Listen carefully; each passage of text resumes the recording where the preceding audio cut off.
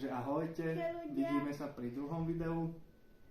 Ukážeme si, ako si vyrobiť domáci slis. Áno. Budeme na to potrebovať misku, vodu, troška vody, vadičku, hladkú múku, áno, farbu, nejakú farbu a lyžičku.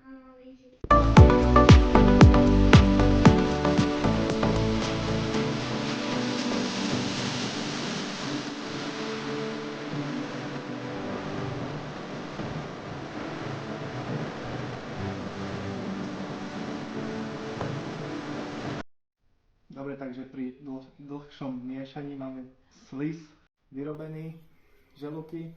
Vyskúšaj ho, že či funguje. Funguje slis?